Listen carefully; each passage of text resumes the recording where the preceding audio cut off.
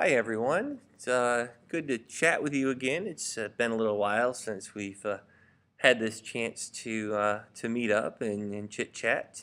And so today I want to talk to you about this thing called an imaginary number. And it's kind of a new concept, but hopefully it's not too difficult of a concept. And so I want to talk about this chart for just a brief moment.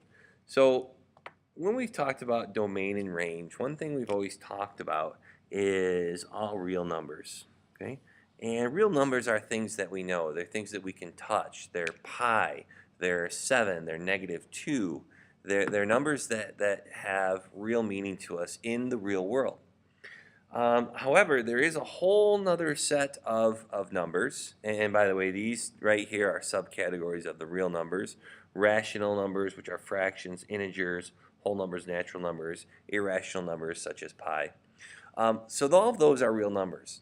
However, there is another number set that you may or may not have seen before, and that's called the imaginary numbers. And the whole concept of imaginary numbers is mathematicians years ago kept coming up with square roots of negative numbers. So something like the square root of -4. Now, that's pretty hard to deal with because if you think about what a square root is, a square root is what number times itself equals, in this case, -4. And there is no number times itself that equals -4 because if you go 2 times 2, you get +4. But if you go -2 times -2, you still get +4. So mathematicians said, how do we deal with this? How do we deal with the square root of negative numbers? And so what they came up with was this concept right here. What they did is they defined the imaginary unit, I. And I has a definition of I equals the square root of -1. Now, what does that allow them to do? It allows them to do square roots of numbers like the square root of -4.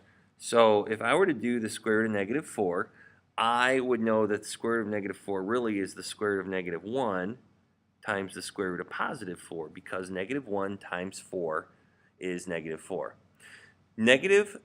Square root of -1 is defined as I. So I would change this to I.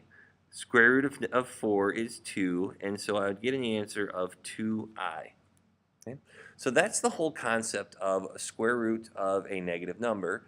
Mathematicians didn't know how to deal with it, so then they created this whole new numbering system called imaginary numbers so that they could handle situations like this.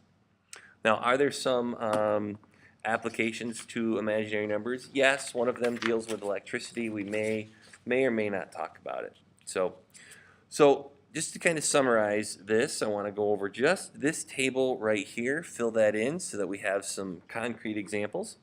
So when we're talking about the imaginary unit, we're talking about, just as it's set up there, that I equals the square root of -1. It's that simple. So what this allows us to do, this imaginary unit, I, so it allows us to, so let's get this down, the imaginary unit, I,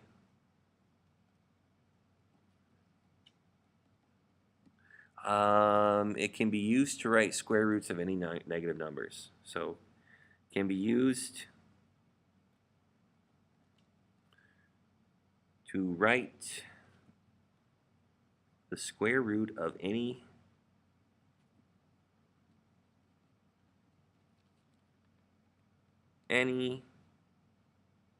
negative number. Okay? So that's the key thing. Write the square root of any negative number. Okay, so now there's a couple of properties. So the first property I want to talk about is what does it look like if we have the square root of a negative number? So we say this. If r is a positive real number,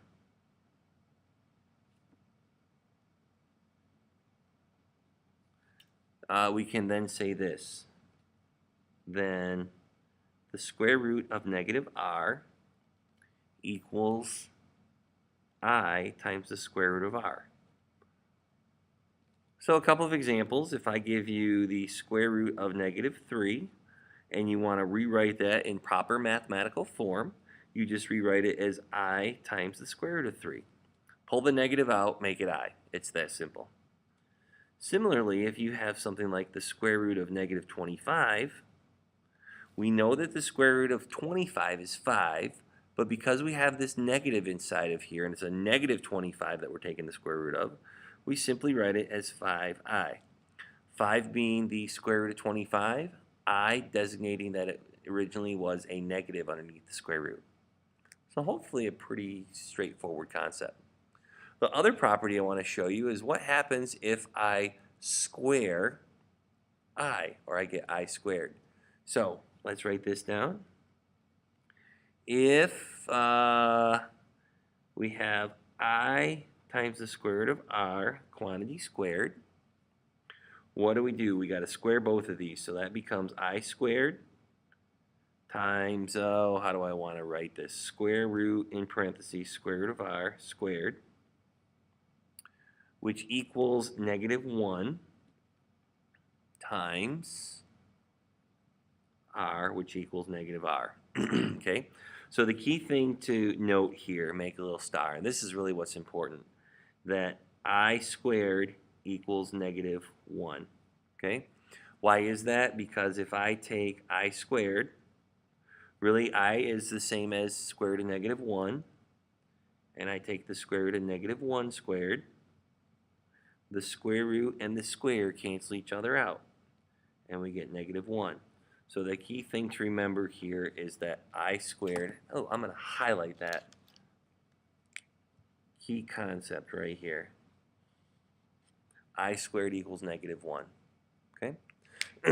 So a couple of examples, if I have I times the square root of 2 and I want to square it, really what I get, if I write it all out, I get I squared times the square root of 2 squared. I squared we know is negative 1. Square root of 2 squared is 2, and so we get an answer of negative 2. Okay? So that's the general concept. Okay? Key things to remember is our definition that I equals the square root of negative 1. And if we square that in I squared, that equals just plain old negative 1.